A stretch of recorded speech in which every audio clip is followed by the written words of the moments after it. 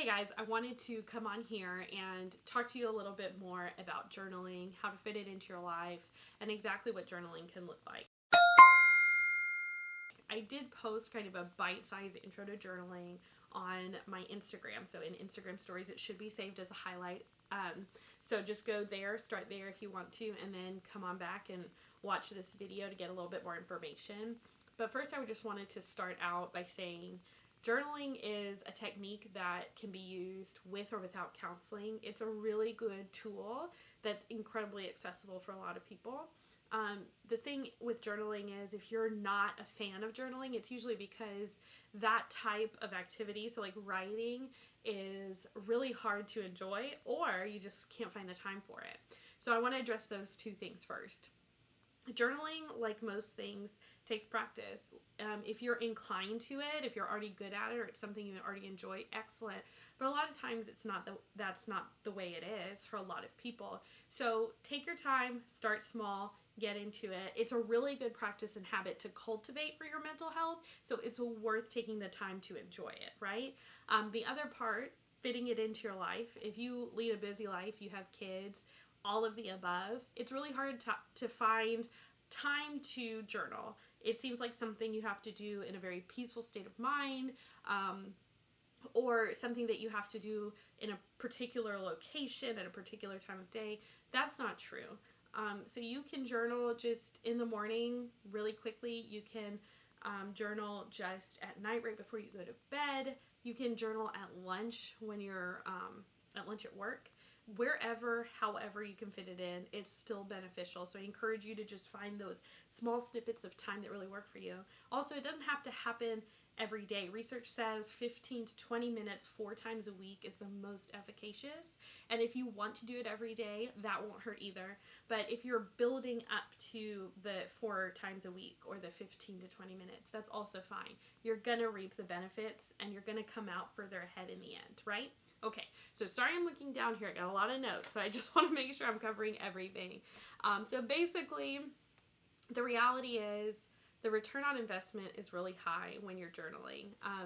You don't have to invest really anything, and you can get all the mental health benefits. So it's just a tool that helps you maintain your mental health pretty quickly without huge monetary or time investments, and so I think that's awesome. The other thing is it creates mindfulness. So I know you've heard this word. This is such a buzzword.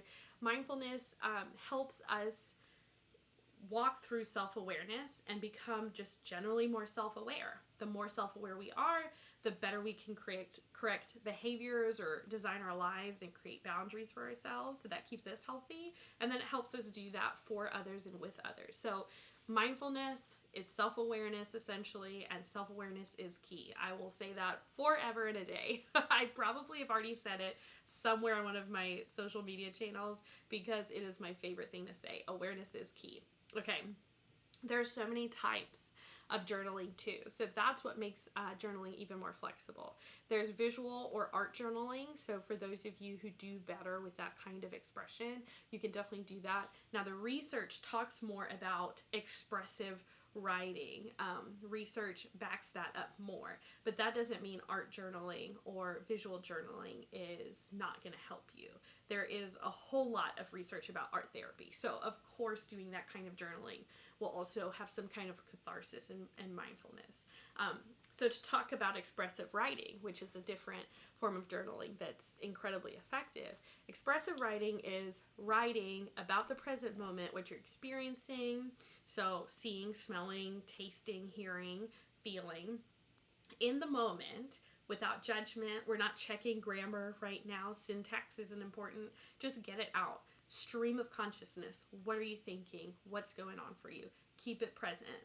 That is the most efficacious currently form of journaling. There's also poetry, response to poetry. That can be a type of journaling for you.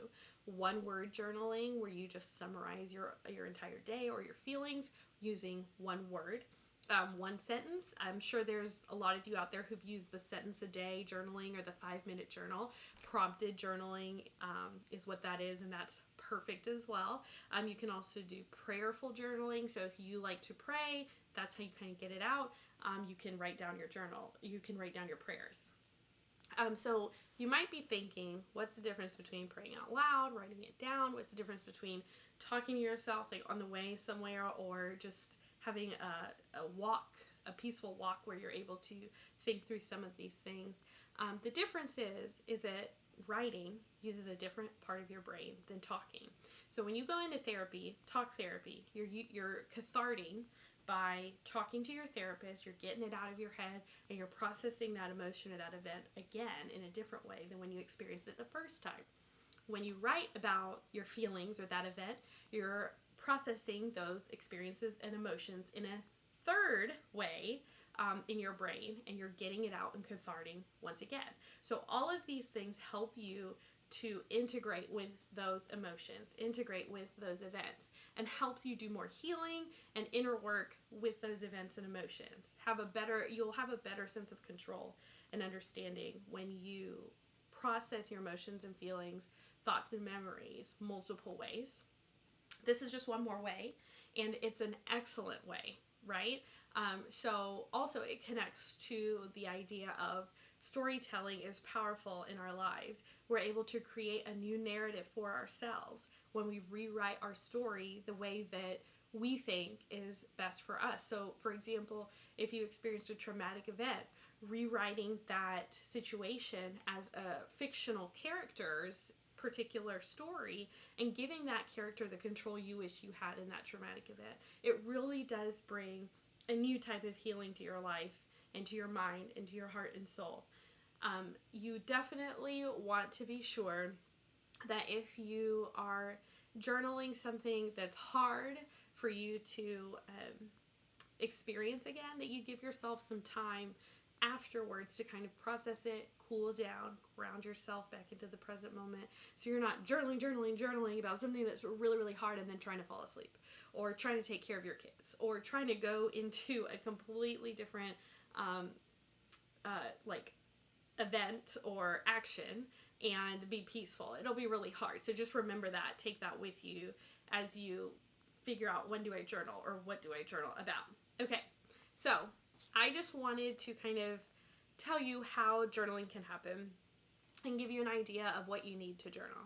So we can start out with the fanciest of journaling. For those people who've been journaling for a very, very long time, they, like myself, they probably have a whole setup that they love. And so for me, it's a little loose. It has kind of expanded over time. I have my favorite type of journal. I have my favorite journal cover that always goes over my favorite type of journal, and my favorite size journal. I mean, there are too many details I've gotten into. And then, of course, my fountain pen. I am kind of a nerd about pen and paper, so you'll probably always see me with a fountain pen and way too fancy journaling paper. But I think after you have built up a habit, you just kind of want it to be a certain way. And so here is like the top level of journaling, right? You can also just grab a journal from Target, grab just these general paper, thin journals, and use those.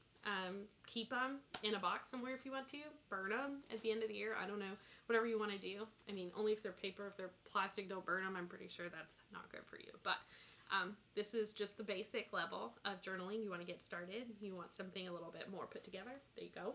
And now the very reason why you cannot say that journaling is something that is beyond your investment is, that piece of paper you found on the floor somewhere in your house? Or is it a cast off from printing? Or is it the back of your kid's homework that they no longer need? Okay, grab that sheet of paper.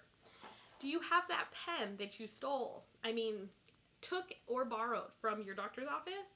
Okay, use that. These two things are free typically.